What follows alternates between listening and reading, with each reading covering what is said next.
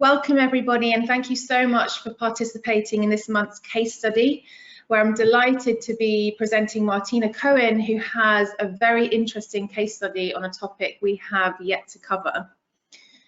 My name is Anastasia, and I'm a clinician educator at Genova, Europe, and I'll be moderating the webinar today. And as always, we'll be keeping my eye on the question and the chat box throughout the presentation.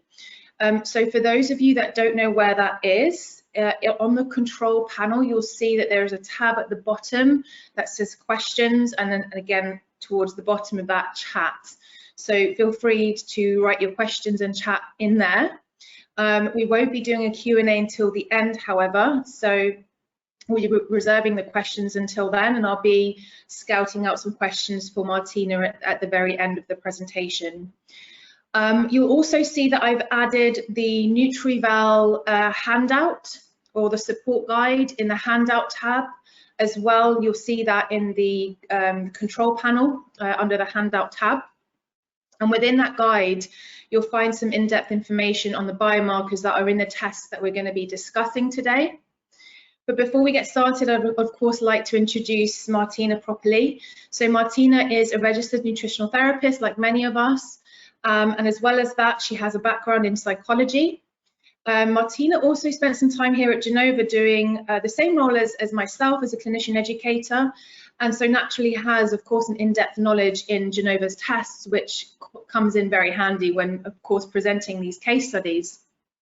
As well as being a full-time clinician at the Optimum Health Clinic, which is, many of you may have heard of, is a renowned London-based clinic that specialises in chronic fatigue. Martina has also recently become a lecturer at the College of Naturopathic Medicine, where she shares her expertise in nutrition. So, without further ado, I'd let Martina go ahead and start the presentation. Lovely. How do I share? Yes, good question. Let me just see here. Hang on one second. One second, Martina. Wonderful. Martina, you should be able to present now. So if you have a look on the control panel, you see the sharing tab. If you just click on that, and then it should be there for you. Perfect. Can you see my screen? I'm not. I can see the whole screen. So if you look in the under sharing, yes, okay, so we can see the presenter view. So if you switch it over to the slide presentation view, that would be great. I think we tried this yesterday or the day before, didn't we? There we go. There we go. Perfect. So thank you very much, Anastasia, for such a lovely introduction, and welcome to everyone watching this webinar. I really wanted to bring a case study that is applicable for many people, and I think you might be surprised by how often you might come across metals as being integral part of some of the triggers for clients' presentations for some of their symptoms. So today's presentation, today's case study is about arsenic toxicity in a client experiencing musculoskeletal pain and fatigue as main symptoms. The tests I've used were metabolomics and toxic element clearance profile. Let me go ahead. So what we will cover today is we're going to be looking initially at the impact of heavy metals on the body. I've really wanted to give everyone a good round view of the impact of metals, and then more specifically arsenic on the body. Where can you come across it? What would be the kind of areas you'd be looking at in client's background, in, you know, basically where could they be coming across it? Where is the exposure coming from? So that you can then look at how you can actually support the client safely. And, you know, limiting exposure is absolute number one. It's always better, as I mentioned it here, it's always better to prevent exposure rather than having to deal with the removal out of the body, because that's not always easy. We'll look at the client's presentation at the start. So when I started working with the client and when we did the original test, a little bit of a background of what was happening then and their symptoms, how the client presented across board really. And then finally, we look at how did we address it, what the client's done. We'll look at review and tests, same tests done after 5 months, and what we've seen. So what kind of worked and how did the client approach the whole thing. Okay, now before I jump any further, I want to make this very, very clear. I have not used any sort of chelating agents. I have not used provocation. This is done completely within the guidelines of what we can safely do with a client. So I have not been trained in chelation or provocation therapy, so I don't use it. So everything that I've done, we all can do. Okay. If I didn't get results with the client, I would have referred them on. That's very, very simple as that. Okay. But you can do this too. You know, very simply, we can use the same techniques, very similar type of support and a holistic support of the client of how do we actually get it out? How do we stop it being there in the first instance? Okay, but initially let's talk a little bit about what heavy metals are, because we do learn about them as clinicians in college. We do actually come across them quite frequently with clients, and you may or may not be comfortable actually supporting clients with heavy metals. So let's look at what they are, where you can come across it, and what they do in the body, because I think it's really important to understand how the presentation of the client actually links with what we're seeing in the tests. So toxic metals are aluminium, arsenic, cadmium, lead, mercury, thallium, nickel also. And these are referred to as heavy metals because they can severely disrupt normal functioning of the body. They tend to accumulate in the body, and they specifically have affinity for lipid tissues. So it mentions it here: brain, kidneys, but equally immune system, nervous system. Okay. And they can equally displace essential elements and disrupt the functioning of the body. We will go into a little bit more detail on this one, but I wanted to give you an overview why they could be a problem. And yeah, now we can dive a little bit deeper with it. So here I wanted to present a slide which shows you the primary sources. So some of the things that you think about straight away when you're seeing a result where there is a heavy metal at a level that is problematic on the test. So where you're looking first, where could that client have come across it? And are you actually seeing that presentation of it? Are we seeing the problem? Whether we see the presentation of the metals in the client's symptoms very much depends on how much of an exposure they've had. What type of exposure was it? Was it specifically with arsenic, there's an organic, there's a non-organic or inorganic. They have different levels of toxicity. So it depends which ones was the client exposed to. Yes, the length of time, how much of it, and then the person themselves. So what is their individual tolerance? And you won't be able to know until you start actually looking for those symptoms, looking into the exposure and looking at their family as well. Is everyone else in the family experiencing similar type thing? So really trying to ascertain where is that exposure coming from. What you can see here, the linked states, oftentimes you will see fatigue in there. You will see a lot of things that actually are there multiple times. So it's not surprising to see, you know, we know from the previous slide that the metals have certain affinity for certain organs. And when it comes to cell, when it comes to energy, metabolism, there will be an impact there. Equally, where we see a lot of impact is in the nervous system. So impaired concentration, memory, mood, there's a lot around that as well. So don't be surprised if clients present with a lot of symptoms around that. Headaches equally.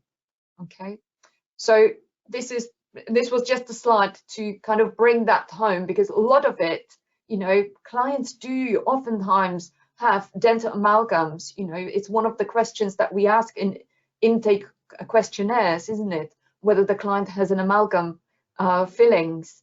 But most of the others, again, drinking water, a lot of us are exposed to. I'm saying a lot of us from perspective of some people have really good filtration systems, but not everyone. So if you don't have good filtration system, if you live in an area where you have really old pipes, then you know your possibility of being exposed to some metals through the water has just increased. Okay. So where do we find them? It's actually surprising where, you know, how common it is or how frequent the exposure can be for a client. And I really do want to spend some time in it, because I think when you start understanding just how frequently the client can be exposed to metals, if they have an issue with methylation, if they have an issue with glutathione conjugation pathways, they might be accumulating. And that's when you would start then to see elevated levels of metals on the test results. So the typical thing I'd ask a client is, what's their job? You know, car mechanics, I would be thinking quite quickly about, are there metals in there? Purely because of what they have to deal with, all the different props, essentially what they have for their job. I don't know if you've, I think most of you have been to some sort of car mechanic, and you may have noticed, and I have seen this in practice, I have seen this with clients, where if they essentially, if you know, car mechanics tend to have this cloth that they wipe everything with, every nut and bolt gets wiped with it. And if you then notice, where do they actually store it? It tends to be a pocket around the waist. There's actually, I think a few years ago, I've seen a little research study which was looking at car mechanics and the frequency of prostate cancer, and whether there was any link to their job, their exposure. And interestingly, what we see now with, you know, from about 2012, the World Health Organization are starting to pay a lot more attention to heavy metals than perhaps in the years before that. Other jobs would be working in factories, dentists, amalgam, you know, especially the dentists where they remove the amalgam. Are they, yes, oftentimes they will look after their clients, but are they looking after themselves as well? Because if they have several clients where they're doing that kind of procedure in the day, how do they ensure that the amalgam that they're removing from the client, that they're not actually breathing in the vapors? Working in fishing, battery makes, fuel station attendants, printers, roofers, soldiers, jewelers. Now we're looking at food related. Now with arsenic, you might be thinking rice immediately, but that's not the only thing. This is where we're thinking about a bit more broadly, not just arsenic, but we're looking at other metals, other heavy metals here. So aluminium cans, evaporated milk cans, and really, to be honest, tinned, tins of food, especially if the food inside is slightly acidic, the acid will most likely leach out some more of the properties from the can. Organ meats, again, it depends where that specific animal was grazing, and if it was in contaminated fields, then it will actually filter through. And you know, even if it's a really good farm where, you know, the animals have a, you know, good life, they graze a lot outside, etc., it doesn't necessarily prevent that contamination through the grass, through what they actually eat. Pickled foods, rice, chicken, I will talk more about chicken in a little bit. Canned fruit juices, etc. You can see the others. And the one grain grain seeds treated with methyl mercury fungicides. Now, interestingly, this happens just before harvest, and that the reason for that is to draw as much moisture into the grain. So essentially, the rest of the plant dries out. Yes, it is a fungicide, but it has that effect. And that's why it's sprayed shortly before harvest. So that it can have quite a high level of residues in there. And then domestic setting. So when we're looking at different, when you start doing any sort of DIY and you start looking at the tins, there's quite a lot of yes, chemicals in there, but some of them actually do have heavy metals in there. Again, that specific product would have been probably fine in its own right, in its own setting, in the exposure that you have to that one product.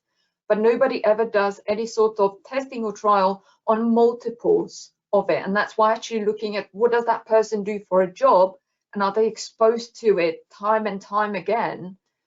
Something like wood preservatives, yes, might be a problem if you continuously work with that product. Same with rat poison, arsenic. That's where the arsenic exposure is. If it's your job, or if say your neighbors just used rat poison all around their garden, etc., potentially a bit of an issue if you have animals, etc. But there are others, so do have a look. Broken thermometers, so that's when we're thinking about mercury, the old style mercury thermometers. If they get broken, the mercury will actually form little balls. So the key is don't touch it, don't let your animals eat it. Certainly keep children well away from it and dispose of it safely. But there are many others. Now, I wanted to mention the cause of damage and what they actually do, so what these metals do. So the first one is blocking enzyme activity. And I've mentioned two here. The first one, mercury, you might be aware that it has that it creates an issue with the enzyme that converts T4 into T3, and that can then lead into functional hypothyroidism. So when we're looking at clients with thyroid issues, it is a consideration. Are there potentially mercury issues? Are they accumulating mercury? Now, specifically with arsenic, arsenic interferes with pyruvate dehydrogenase. And that's when we start thinking about the Krebs cycle and how essentially the raw materials are channeled or funneled into the Krebs cycle. We will look at it, and I will mention it again when we get to the client's Krebs cycle, and you will see it a little bit more then, where you can look for it. Displacing minerals. We know for sure that heavy metals have affinity for certain binding sites, and they can actually bind to these sites and displace that mineral that should be binding in its place. So over time, that means that you are lacking that specific mineral, and that can have multitude of presentations. And lastly, and this is by no means exhaustive, but I just wanted to give you a flavor of the multiple ways that it can really start affecting a person. So it can then increase oxidative stress, and this is across the whole body, so it affects all tissues. Although these metals have affinity for lipid membranes, lipid layers, lipid storage, it essentially affects the whole function of the body. Okay, so what does that look like, and how might you notice it? Well, initially you probably won't, because the early signs are just so vague. It is generally headache, fatigue, a little bit of brain fog or difficulty concentrating, but nothing that you would immediately think, oh, that's definitely heavy metals. No, that's probably comes from a lot more detailed questioning of the client. Now, when the doses are higher, so if that exposure isn't stopped, so if exposure continues, there could be a greater accumulation by the tissues of these metals, and then the severity of the symptoms increases. Okay, so similar type symptoms, but increase. This is not an acute poisoning. That's very, very different. That's vomiting, dizziness, that's pallor, that's very different set of symptoms. And with those type of symptoms, we wouldn't expect clients to come to us. They would go to their primary provider. But what we would then see in the clinic is a client where that toxicity level was accumulated over time, slowly. Okay, so it wasn't somebody who there was a problem in a factory, I don't know, with rat poison something, and several people were impacted. They would immediately go to hospital, and they would be, you know, supported within the medical profession. We tend to see the clients who don't know. They don't know that they have been exposed to it, or they don't know they have methylation issues, and that, you know, their body is specifically finding it very difficult to shift this. So severe toxicity, that increases a little bit. So we start seeing the muscle pains, indigestion, tremors, constipation. You can see it here. This is very much what they would have if this was acute as well, but this is built up over time. And with acute, it is boom, and it goes.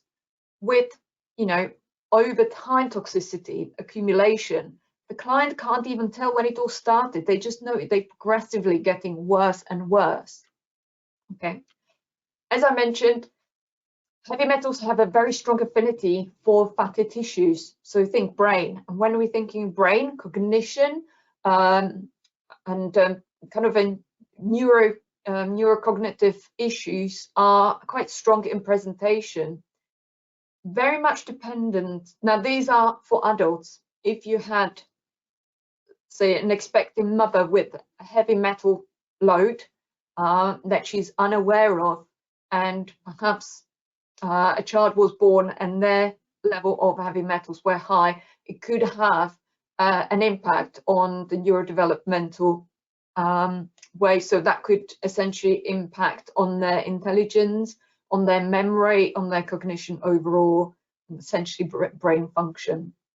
So yes, looking at this with clients is really quite key. Okay. And then studies have shown, as I mentioned, a strong relationship with intelligence and childhood learning disabilities. And that's due to if they have a high storage of heavy metals. I have seen this in clients, by the way. Okay. When is it a problem? I wanted to give you a little bit more of a flavor of the background, because while, you know, we have studied this in our colleges, you know, when we were looking at when we were being trained as nutrition therapists, and it was quite a big topic, and everybody got really, you know, quite behind it. And of course, everybody knows, well, the history of it is rather interesting. Okay, so what you're looking at here is, I just wanted to give you a flavor. It started being recognized as an issue in 2010. Okay. But it wasn't until 2012 when FDA actually stopped certain drugs being put into chicken feed, which were arsenic based. So going further in history, in 1940s, arsenic started being put into chicken feed in order to fight infections, in order to develop quicker, and in order to make the meat pinker. They had no idea of the negative effects of arsenic, and the fact, essentially, if the chicken eats it and you eat the chicken, well, you're going to get exposure.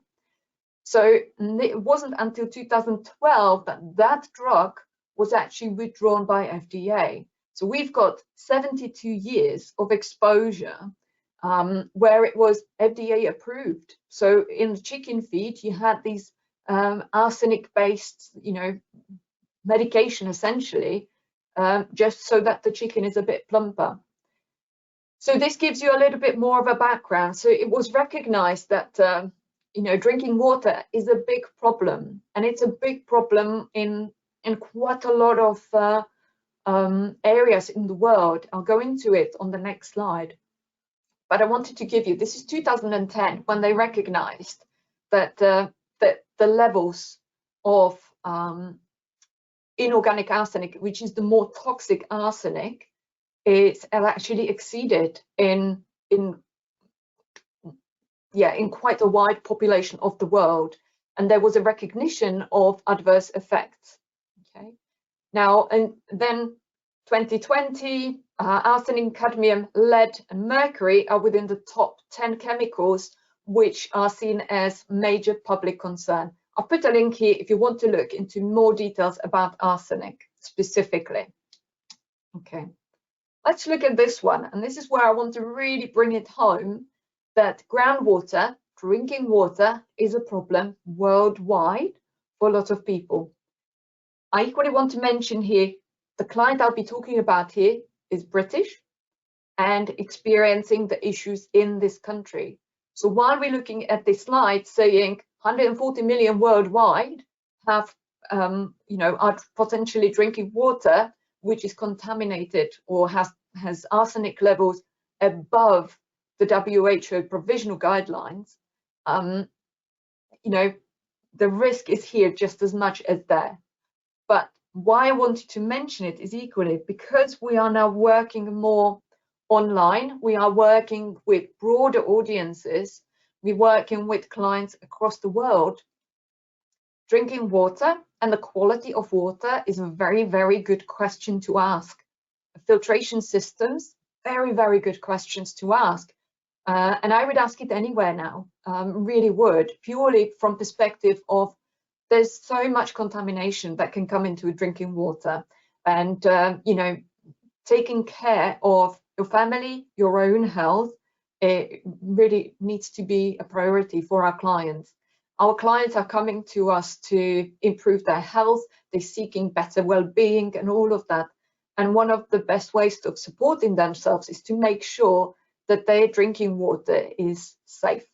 Okay, so the second point here is it very much varies the presentation or the long-term effects of people who are actually exposed to the drinking water, and that can create the issue because it's not just down to the level, it is what type of arsenic, and but also more importantly about that person. What is their ability to detoxify? What are their, what's their nutritional support? Are they moving? Are they sweating? Are they doing, are they actually enhancing excretion of it? Some people won't be that affected by exposure, while others will have a significant impact on their health. So that makes it more difficult to assess the burden and overall definition of the disease caused by arsenic. This is very much from WHO website. So you'll find this information in there. Okay, a little bit more on drinking water, and that is specifically if you have clients from countries such as Argentina, Bangladesh, Cambodia, Chile, China, India, Mexico, Pakistan, USA, and Vietnam. Not limited to, I've got to say, because they the crops are irrigated with contaminated water. So not only, so in I will bring rice into it right away, because rice is naturally high in arsenic. Now, if it is then irrigated with water that's equally contaminated with arsenic, that concentration will just increase in that product.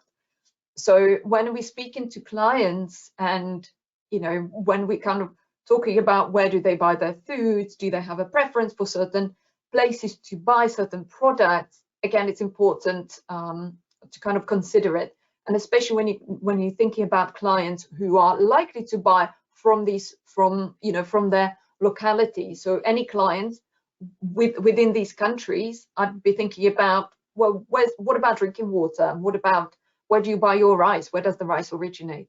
I know these might be questions that they might be thinking, that's a bit far, but for us it's important to understand what is their likely exposure, and therefore what does that mean that we need to be looking at. Okay, there are others. So I have mentioned the poultry. Now in 2012 an FDA have actually started looking at chicken a lot more, purely because of the concentration of arsenic, and it is in the bones. It's not necessarily in the tissues, it's in the bones.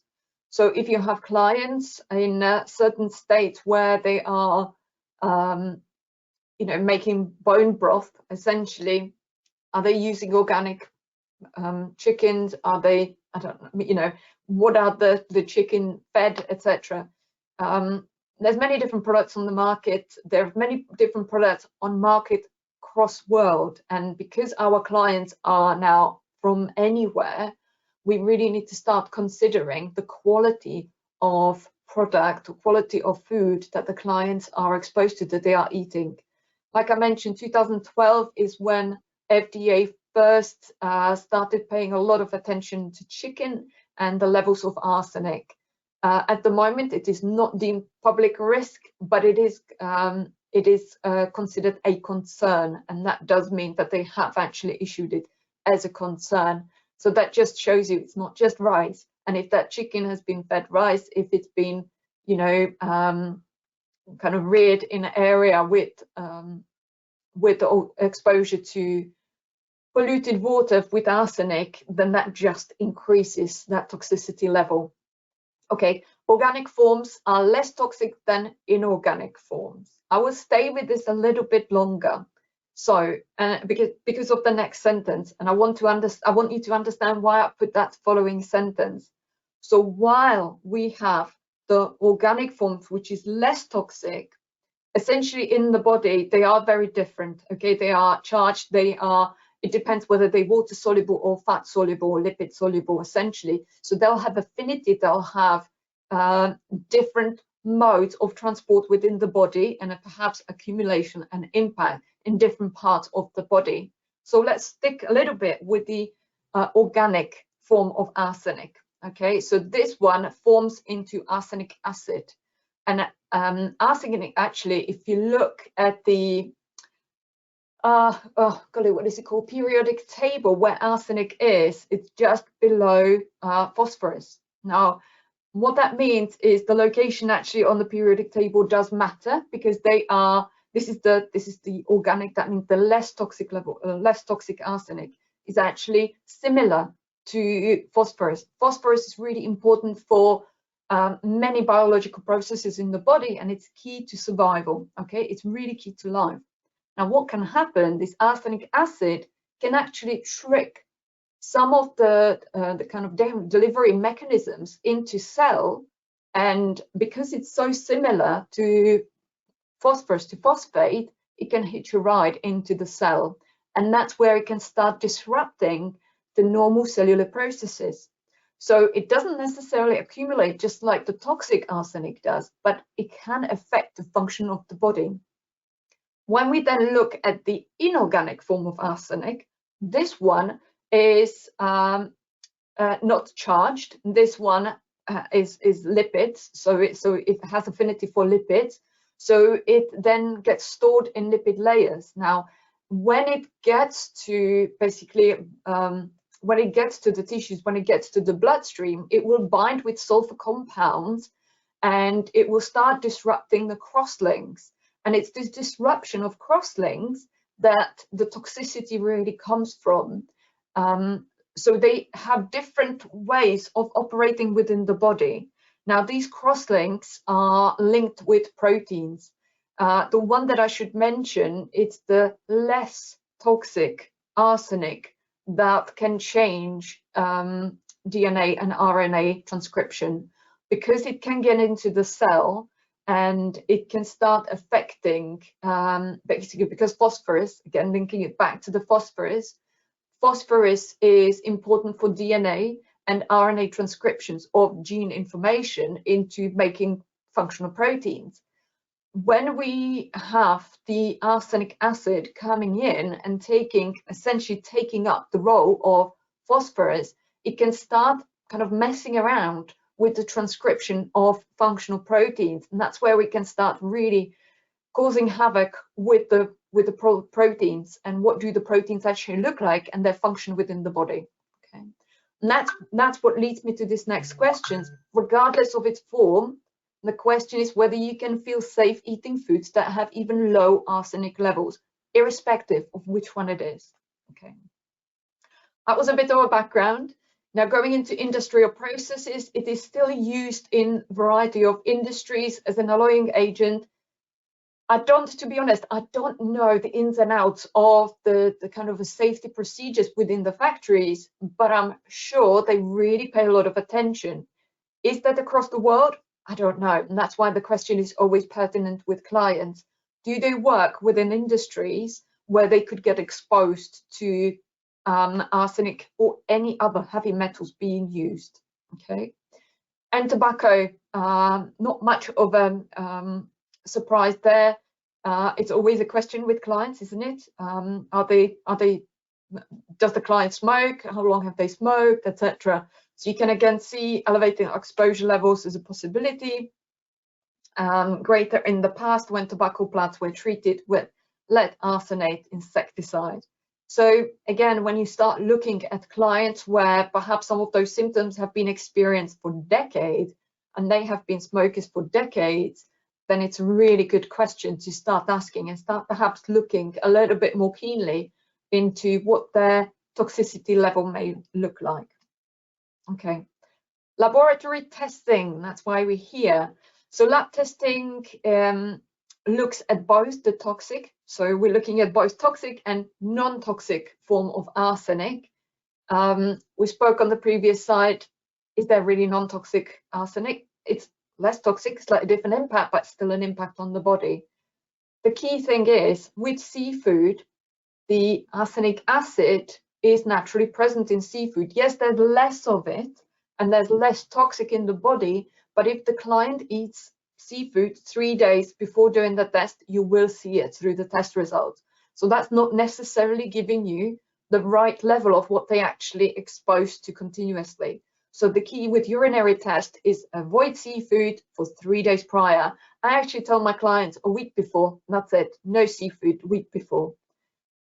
Blood is good, however, arsenic levels drop really quite significantly quickly after exposure, so it's perhaps not the best test to test for it.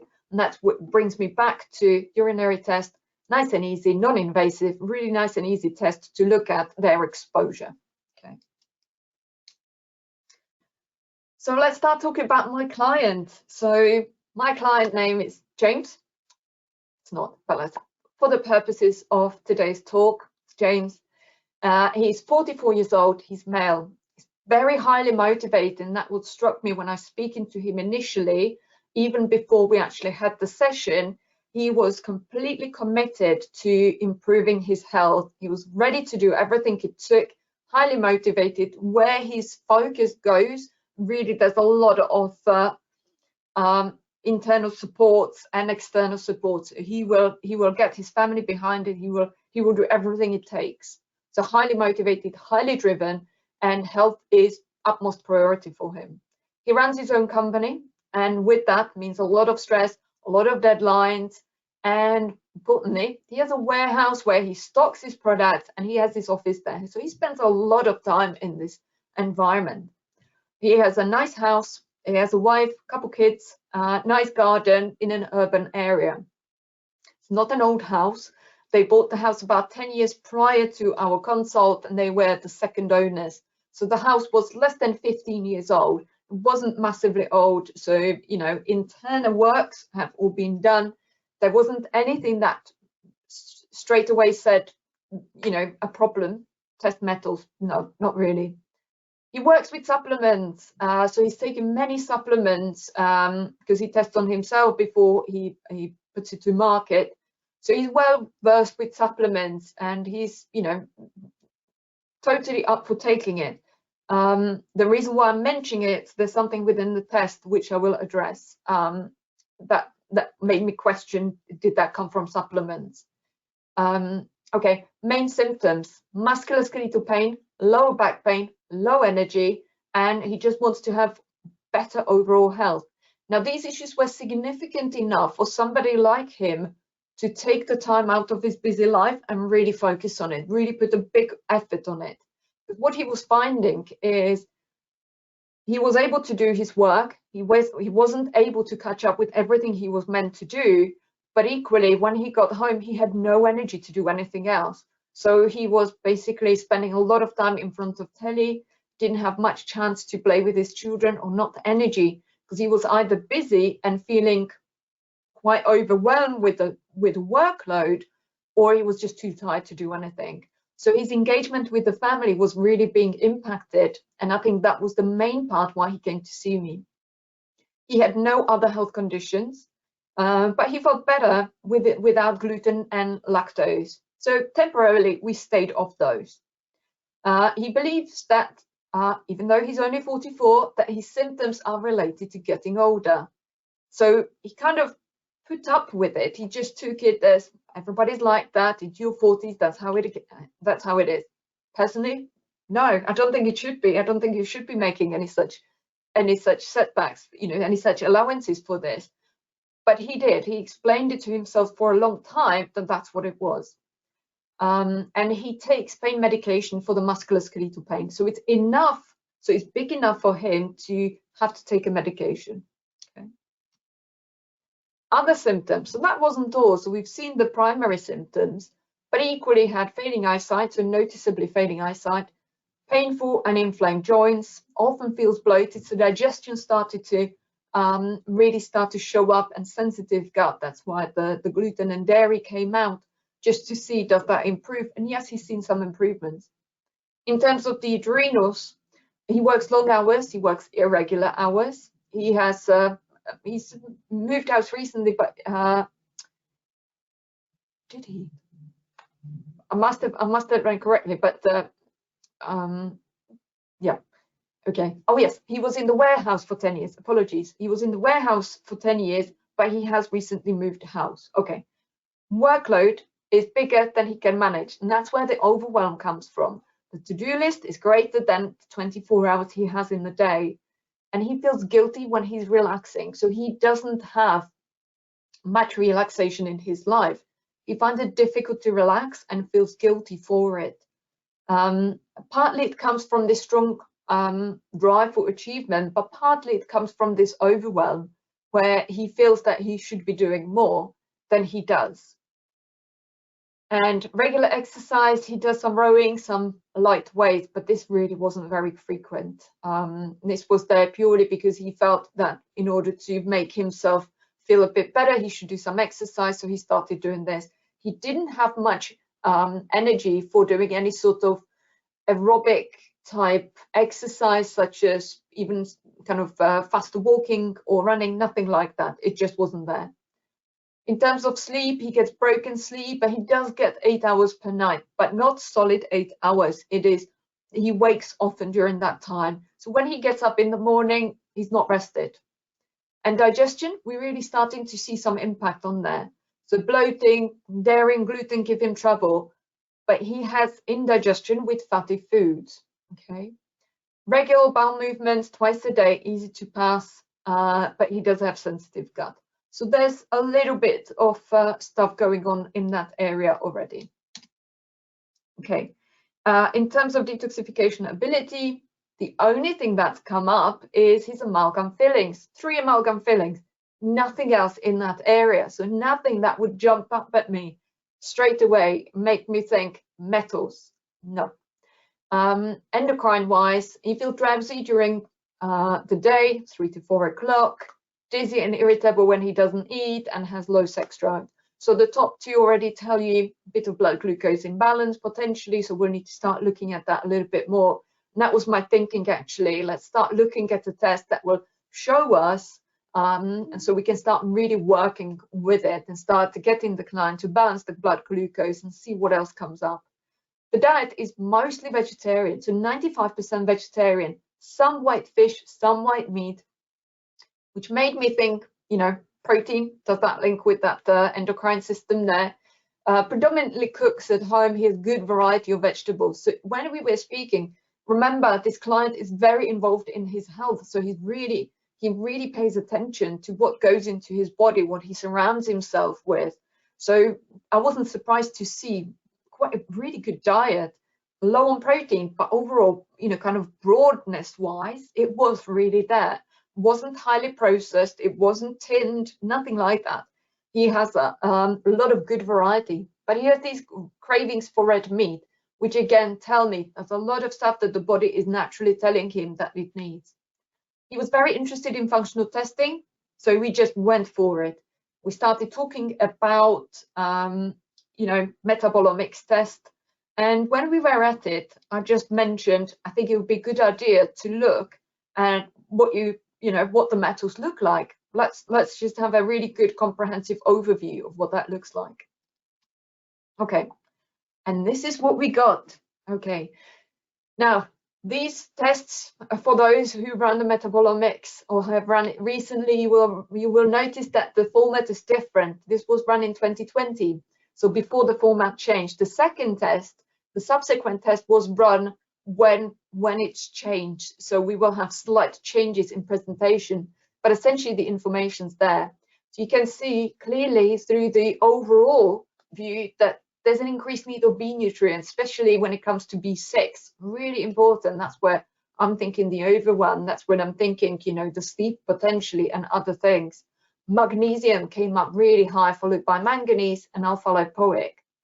When we then look at the key areas, so the functional imbalances, I was surprised to see the toxic exposure being elevated. The mitochondrial dysfunction, I wasn't that surprised because he did have energy issues, but the toxic exposure was a surprise for me. Okay. So looking further into the test, so this is where we start looking at the Krebs cycle. So we're looking at how essentially the core materials are funneled into the citric acid cycle. And out of fats, carbohydrates, and protein, 2 of the areas are problematic. You'll remember that arsenic has affinity or kind of can disrupt the pyruvate dehydrogenase enzyme. And that's what we're seeing here. I don't know if you'll be able to see my mouse where I'm showing, but this area, that's where the problem is. And you can see it here. The red bubbles are essentially, they are metals, they are inhibitors of that specific pathway. And that's, we are definitely seeing it through here. Arsenic would be blocking this. If there was anything to convert, his pyruvic acid, including his lactic acid, are on the low side. So perhaps, we need magnesium, we need other things, which he's very low in. But equally, the client was fairly low on carbohydrates. So we need to pay more attention to this area, as well as support with the right cofactors in order to see the benefits of it. But in terms of fat, the beta oxidation is equally not working very well. So what we're seeing is he's flashing a lot of these, the subbaric acid, adipic acid are being flashed in urine. So he's not making the most out of here. And that means that the cofactor need is greater. So we need the carnitine. And again, we've got that magnesium support that's needed in order to support the fats, carbohydrates, get into the acetyl-CoA and into the Krebs cycle, on the citric cycle. Now, within the actual citric acid cycle, we've got 2 areas we're starting to see a bit of an issue, and that's with the isocitric acid and with the succinic acid. And as I mentioned before, the red bubbles are the inhibitors. And what you would see if I didn't put that line through it is we've got fluoride, we've got mercury, arsenic, and antimony here. So arsenic is actually detailed as one of the metals that can disrupt that specific step. And as you will see later on, his levels were significant enough that it really could do that. We equally have the arsenic here just before the succinic acid. So it's no surprise that when we convert them from the alpha-ketoglutarate into the succinic acid, it's not quite getting there. There's an issue with that specific step. So we are starting to see the issues within the Krebs cycle and how his energy production can actually be impacted by having these metals in the body. What we equally see though is, yes, so we look after the heavy metals, but what can we do to support the client, to support the conversions? And we've got that in these green bubbles. So I've literally taken some of those key ones and we were looking at them. We'll be supporting the clients with it. So we're looking at iron, glutathione, B vitamins, magnesium, manganese, and so it goes. So all of these, B12, but really overall B vitamins are quite key. Okay. All right. Key takeaways from this side, from this page is, when we start looking at the organic acids, so how that actually presents in a client, we're not necessarily looking at individual markers. not unless they significantly out. What we're looking at really is that overall pattern, specifically when we're looking at the malabsorption dysbiosis. What does that overall look like? And are we seeing imbalances? And with this client, clearly we are seeing imbalances. We've got few elevations there. So digestion is something we will pay attention to for the specific client. And what we see here is the cellular energy mitochondrial metabolite. That's the Krebs cycle from the previous page. So we already know that this client has issues with the carbohydrate metabolism and with the fatty acid metabolism. And we've already spoken about that. In terms of neurotransmitter metabolites, the key one really here is the 5-hydroxyindoleacetic acid. And that tells us more about the, this is a catabolic byproduct of serotonin. So we're looking around that area. But equally, this is very dependent on having sufficient levels of magnesium. So I'm looking at it from that perspective. And it's one of those markers that is kind of put together when that original recommendation of the nutrients that the client need is channeled into it. So I know that this is one of the markers which suggested to us magnesium is the good support for this client. That's what we're doing. Xantharenic acid over here, that's a B6 marker, and that's what's showing us B6 is really needed. Okay, and then we get into the toxic and detox markers. We've got a couple markers here that are elevating. We've got the first one, alpha-ketophenylacetic acid, and this comes from styrene, but I put some other areas where it can come from. So styrene, but new things equally, new car, new furniture, new carpets, PVC, solvents.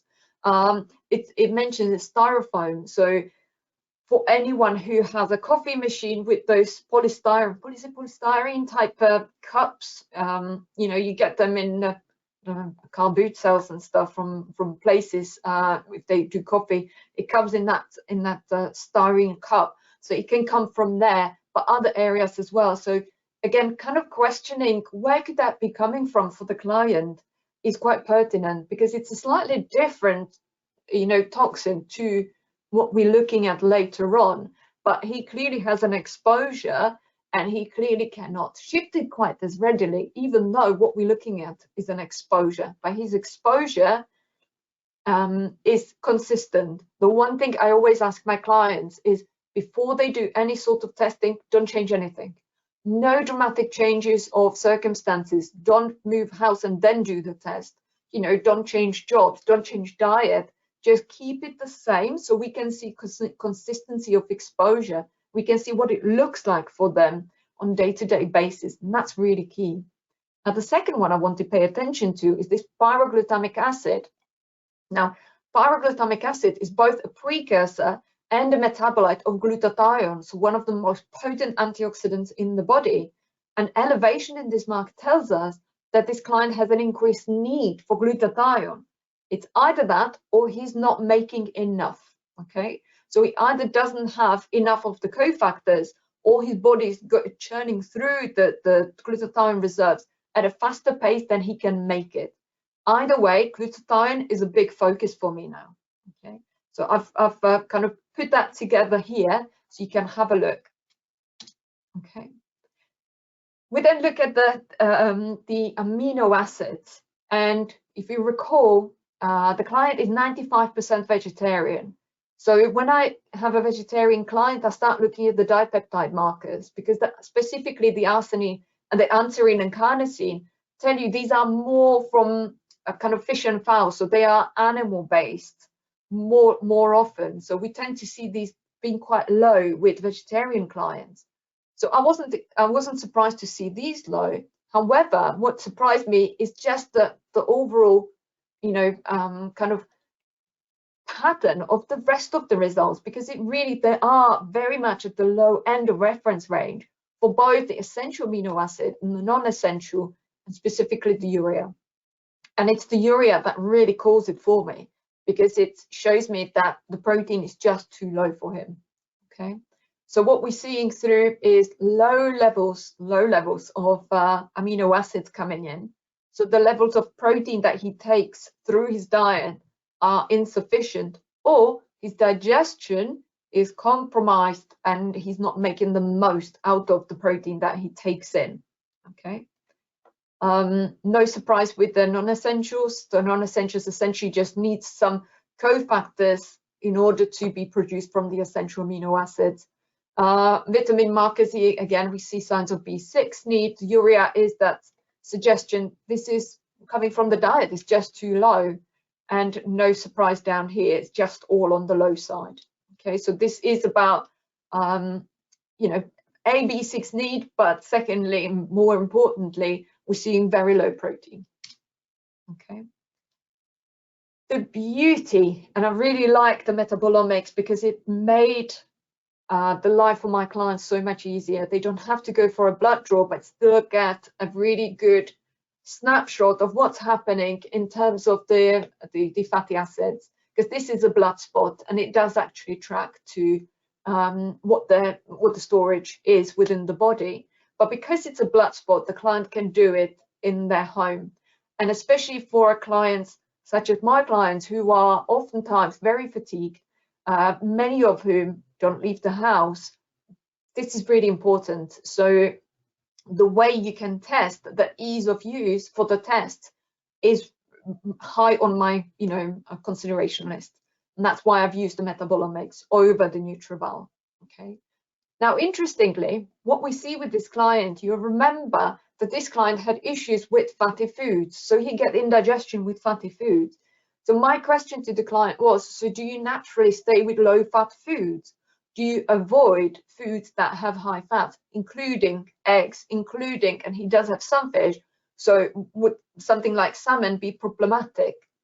What we're seeing here is that the parent omega-3 is very low. He's clearly supplementing with EPA, but not enough to actually show omega-3 overall, an omega-3 index very, very low. For the omega-3, we're looking between 8 and 10 for really optimal functioning. So 4.2, way too low. Now, when we then look at omega-6s, the parent omega-6, robust, right? This is looking good. But look, through that delta-6 desaturase, it really drops. So those cofactors are just not there. He's not converting very well. So overall, omega-6 is still very low. So actually, when we then start looking at the different risks, oh, apologies. How do I go back? This is how I go back. When I then start looking at the different cardiovascular risks, they are still impacted, okay? Because both of the omega-3s and 6s are too low. Omega-9 is good. Saturated fat on the higher side, unsurprising. And that's probably where he chooses the different fats. Where we'll be looking to work with the client is to optimize omega-3s and 6s and slightly reduce the saturated fat, because there's only so much space on the cell wall, and I want to make sure that the representation of the fats is equal, that these omegas get the chance to be represented and do what they need to do. Okay. And then the surprising slide. Okay, I'm going to mention the arsenic, but I will equally want to pay attention to the fact that everything else is very low, very, very low, some below detectable level, almost surprisingly low. Okay, I will come back to this thought later on, but clearly the arsenic above 55. What you'll notice here, there are two different types of red here. So we've got this kind of normal red, okay, and then we've got this deep red, and this is the maximum, tentative maximum permissible limit, and I've put this here specifically. Now, this normal red is 2 standard deviations, okay, so you've got that explained up here. Now, when it gets to the deep red, you will notice that every single of the metals that is noted here is actually a heavy metal, okay, and what this means is that increased element concentration of these metals can have a negative impact on overall health and well-being. So these, we know from these levels, we know that there is an issue linked with health, okay? And this is based on 1996, and this may have changed, but we know from 1996, the basic science of poisons, it was an issue already, okay? It may have increased. What we're seeing here, We're not necessarily seeing the exact level. We just know the client is above 55. The reference range goes up to 50. For all we know, he could be in the hundreds. We don't know. He's above 55. He is within the tentative maximum permissible limit. He's above it. Okay. So what did we do? When it comes to arsenic, and I remember this from my training, more so perhaps than other metals, even though this applies clearly for all the heavy metals, identifying source and removing from exposure is 99% of what we need to do. Okay, it's so much more important than looking at how do we get it out of the body, because we might be able to get some of it out of the body, but if essentially the bucket has a big hole in it, then you might be removing less than what is actually coming in. And that's the problem. So really identifying where it's coming from is absolutely key. Clearly, when I've seen the test first, I immediately ruled out with the client that he's had any fish, and he's actually not had any fish for a week before, including seafood. So that absolutely goes together. No seafood, no fish, week before. Okay, so that wasn't it. So where else was it coming from?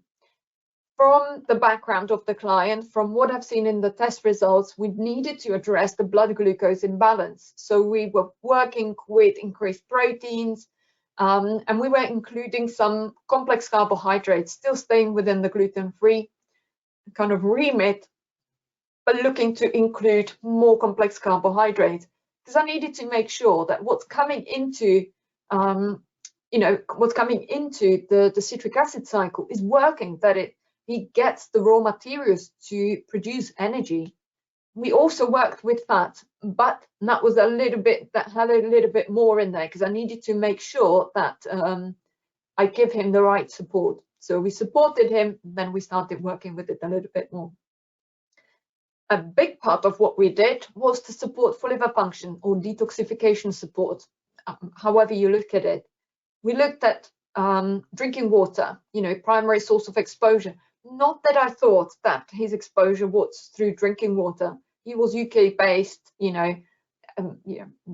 unlikely that there's high concentration of arsenic through the water. Not in this country.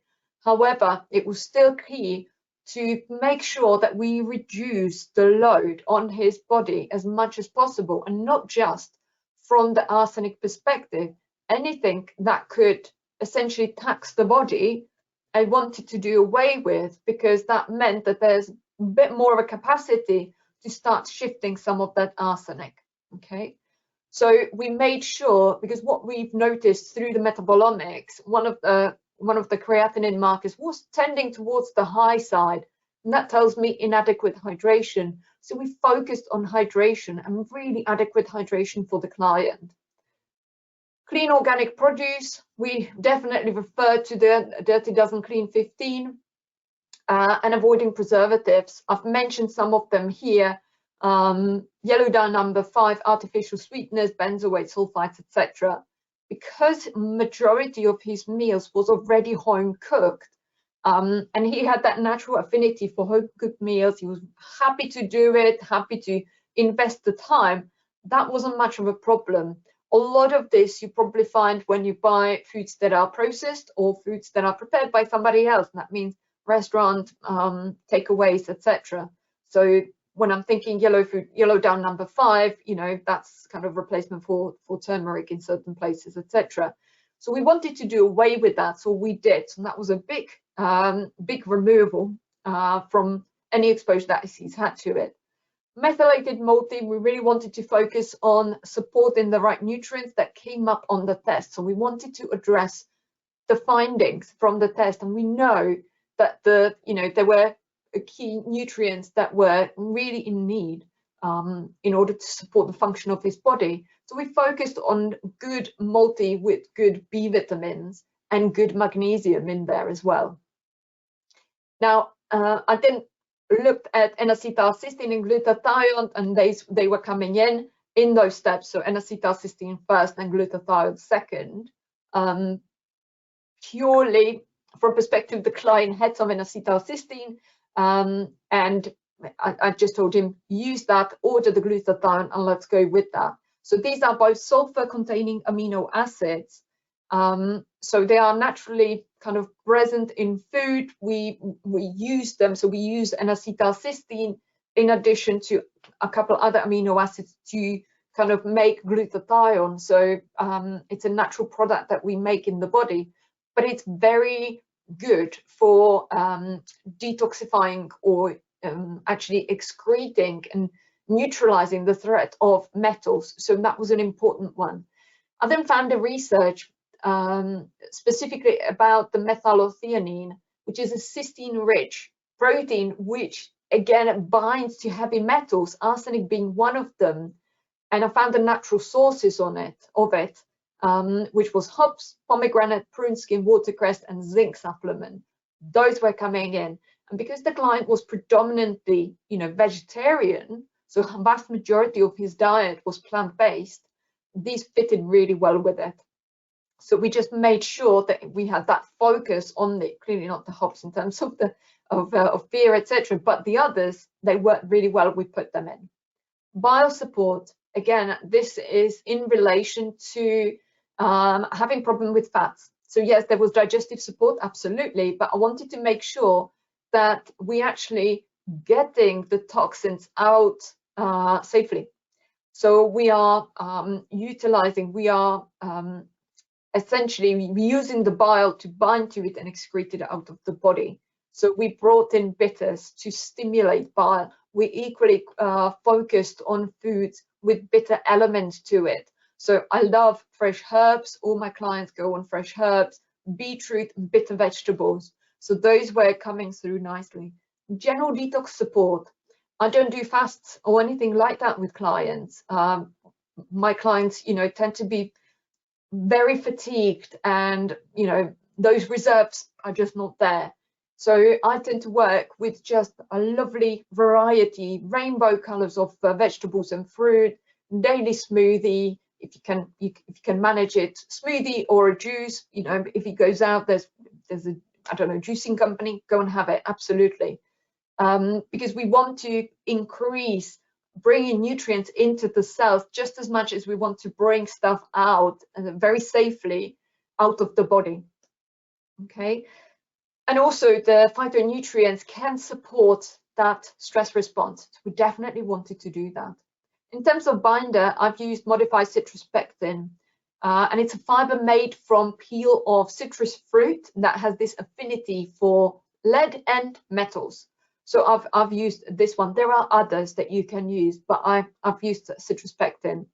We also spoken about sweating. And again, this is about lowering the overall load that he has on his body. So just getting as much the toxins out as possible, and skin being the largest detoxification organ in the body, let's use it. So I said basically sweating in any form. And if that means in the initial stages, having shower that's just a little bit hotter than what you'd normally have, not to the point where you get red or anything like that or burn yourself, no, but enough that you start producing some sweat. Because you're washing it away straight away, you are excreting, and this is a really nice way of supporting detoxification. We also spoke about infrared exposure. Again, it's for that detoxification support, just so this body and organs work better, because it supplies the blood it increases essentially the blood flow. It really just enhances the body overall. And big thing, avoidance. So we paid a lot of attention to this, and we've really had a big discussion. Where could the exposure be? So we've gone through some of the, from the previous pages, what you've seen, could it have been rat poison? Could he have been, did he go to any factory, etc.? Was he handling any paint, any chemicals, anything like that? And he couldn't come up with anything. Not in the session. However, clearly that really stayed with him, because arsenic is quite it's a heavy metal. It is now well known that it is a problem. The client then went off and did his own research on top of the information that I've provided.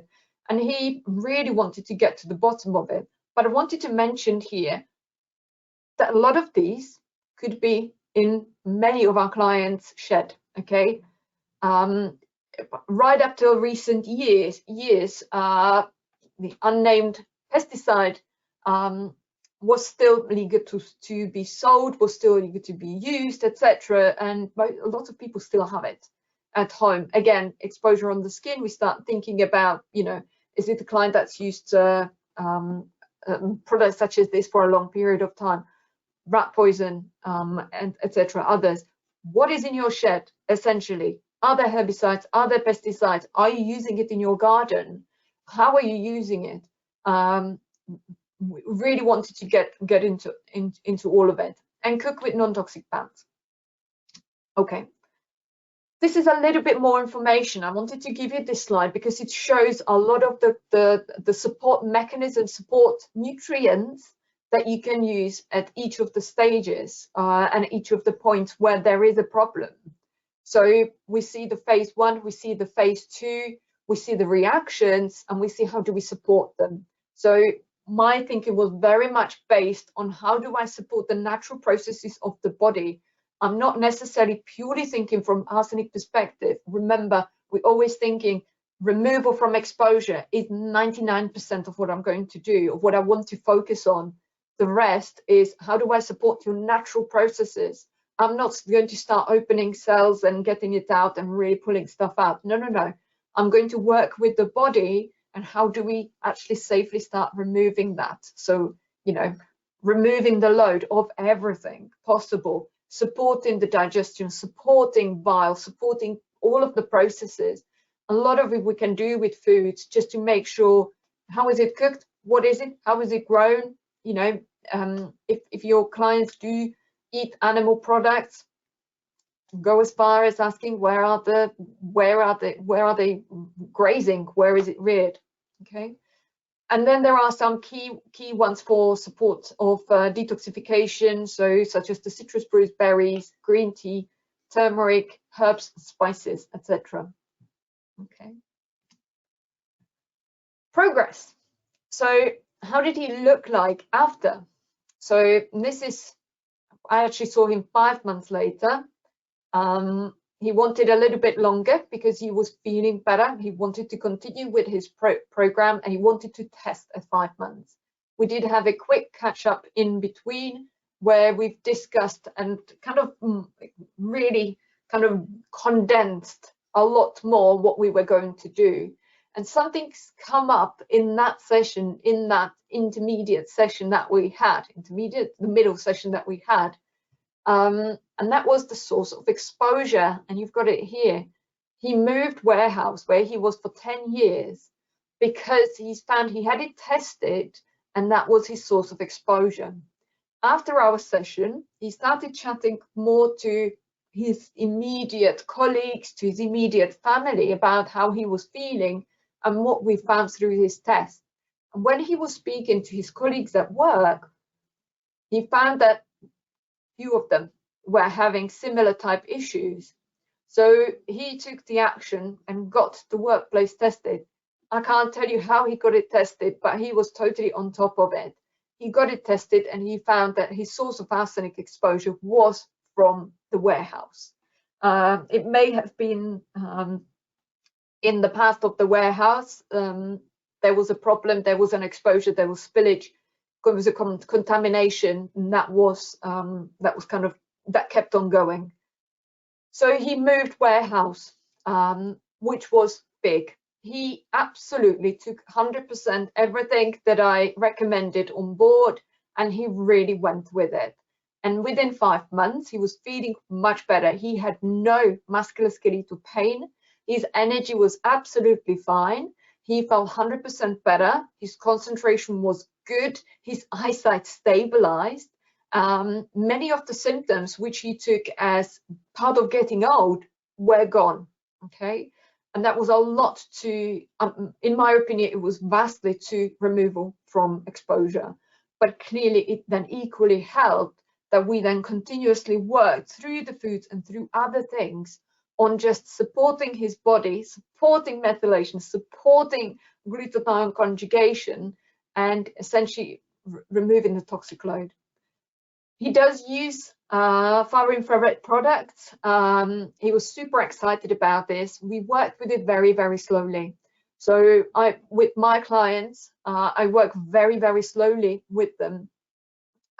With these products, they are incredible. I have 100% believe in them.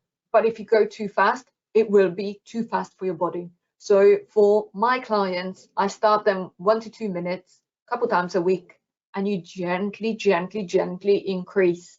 So he's worked over 5 months to 30 minutes twice a week, and he finds it very helpful. He also started doing cold water exposure. He finds that it really works for him. Excellent. Epsom salt baths twice a week. And he started to cycling. He has the energy to go and cycle in order to stimulate sweat. So in order to really utilize that large detox organ, which is the skin. His diet is very good. Seemingly very good level of vegetarian protein. And I do mention seemingly because we will see through the test still not enough. Perhaps not enough because of his increased level of energy expenditure, perhaps. But that was something that we took away from the subsequent test. His variety of fruits and vegetables always been good, but he's got 90% organic, so he really paid a lot of attention. Only eats homemade meals now. He doesn't go anywhere. Okay, and this is what we've seen. Okay, so antioxidant support, yes, it's still there. It's still there, and that's primarily because of the taurine. And I did mention in the last test, I will talk about it. So we will talk about it. His cysteine is still on the low side, and this is interesting. But again, it kind of just shows me through foods he's not getting it, and his body still needs more. Fair enough. But the other areas, look at that. And with that comes this nutrient overview. And what we're seeing is just borderline magnesium. Look at those B vitamins, nicely within range, right? They all good. And then plant-based antioxidants still a little bit present there. On the next page, we can see the comparison. And I totally appreciate slightly different formats, but we've got the new results, which you can see, yes, he's got two recommendations in borderline, where previously there was a lot more and we had some in really high need. We don't have that anymore. We didn't run the omegas or the fatty acid profile in this test. He wasn't that keen on that anymore. It wasn't that important for him because he said from his outline, eating higher fat content foods were absolutely fine now, and he has plenty of them, of very good variety, which is great. Okay, so that was the takeaway from this particular page. When we then start looking and what did that do for the Krebs cycle and how did that specifically look at the greens. So greens are basically, that's within range. Yellows is kind of borderline need of support, red is high need of support. And we're still seeing that with the carbohydrates. So we're still going to be concentrating on that a little bit more.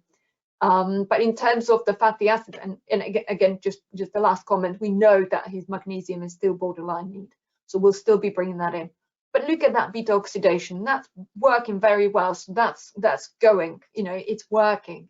Within the actual citric acid cycle, this is looking really good. So we're not seeing the same areas of need of support or key areas where we need to pay attention.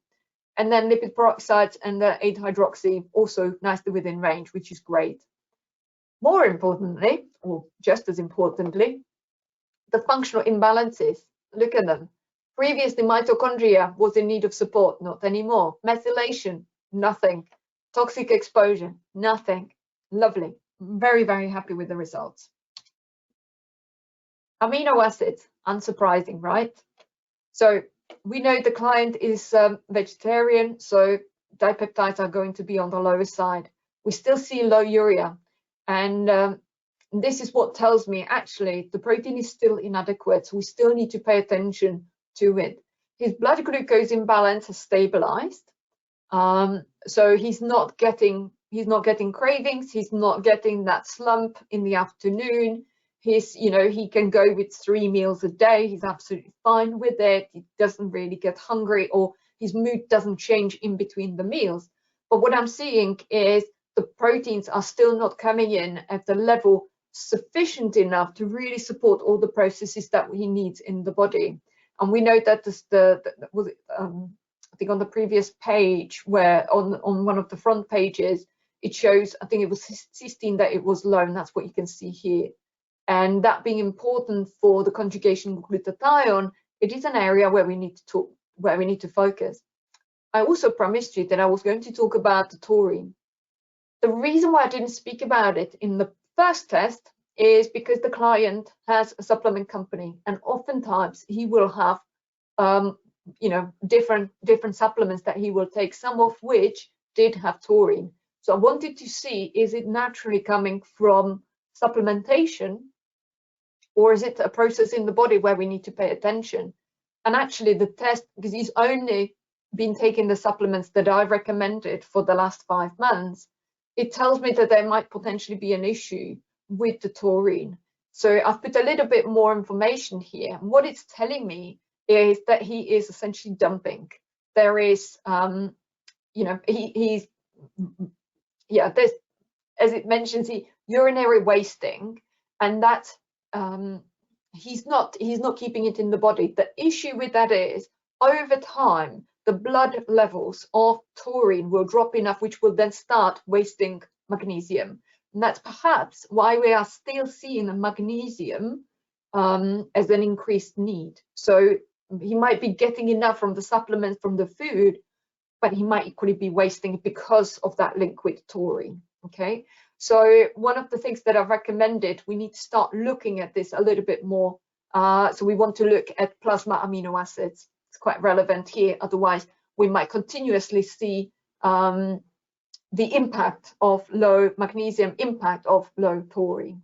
Okay, it's important for conjugation of cholesterol. It's important for other things, neurotransmitter balance, for GABA, etc. So we really want to make sure that it's there. One of the things we might consider is molybdenum deficiency. He does have molybdenum through his food, so I've definitely assessed that. But I do want to look a little bit further, hence why the recommendation of the plasma amino acids. Okay, that's my takeaway from this. So still working on protein, looking a little bit more densely on the taurine, but overall, I'm actually seeing that what we've done has worked through his symptoms.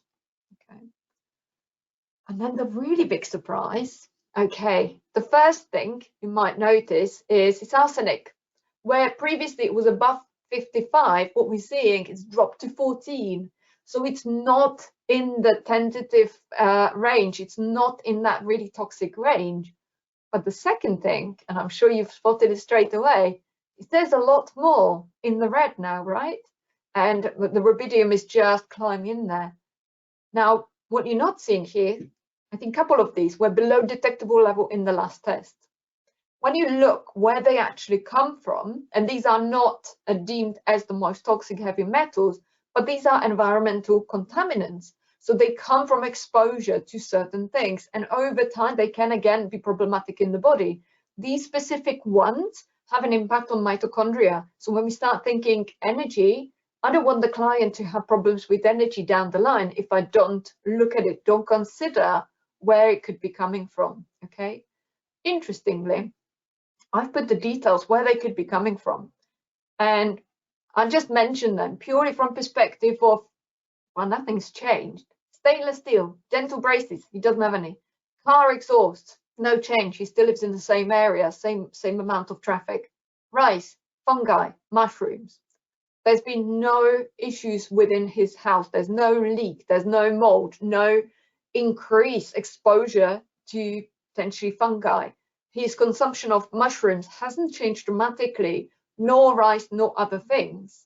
So exposure-wise, he's the same. And that's why my question, by addressing the arsenic exposure, did we enable the body to be able to actually excrete what he is presented with on a continual basis? And that's where I take it. He was exposed to them previously, but because, considering again, this is a urine test, this is what he's excreting, he perhaps wasn't excreting it before. And that's why actually removing that arsenic exposure and really supporting the processes in the body that naturally shift metals, that naturally shift toxic burden, is really important, because what we then can start doing is actually we can start seeing others that he's exposed to. And this could purely be because, you know, he goes cycling. Yes, that could be more of an exposure, not for all of them. He hasn't moved to an area where there's a, you know, under a flight path or anything where I would think possibly. So the exposure hasn't changed dramatically, but what he's excreting has. And that's what I leave you with.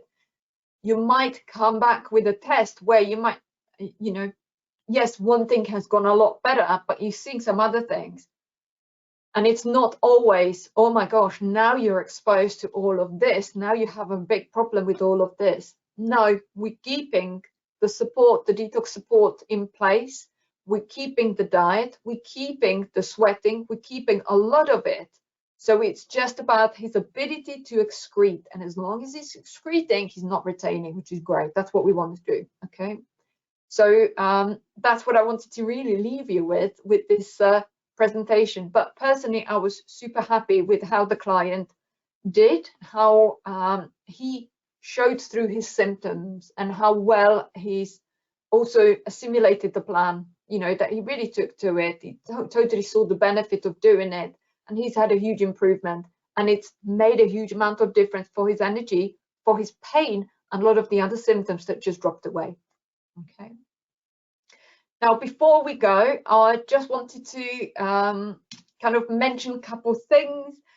I work within the Optimum Health Clinic. It's an award-winning clinic that started running therapeutic nutrition program, and it is a program for clinicians who are interested in complex fatigue-related illnesses, and it's a training program which essentially prepares you. It gives you all the cutting-edge research, knowledge, handouts, all the support in order to make you better prepared to work with these complex clients. So if you're interested, if it's an area that you really want to jump into, then there's a free webinar, 1-hour webinar, which you can watch to see whether something like this would be appropriate for your practice, whether you want to take that step towards becoming better equipped for dealing with clients with fatigue-related illnesses. And yeah, get involved. This is the information, what you'll get. So you can look at it at your leisure, really, but it gives you a little bit more insight. As a clinic, we have a very long history of working with clients with fatigue-related issues, so we have a lot of research into it. We have, you know, from a perspective of experience, expertise working with clients who suffer with fatigue-related illnesses. There's a lot, there's a real massive breadth of information which we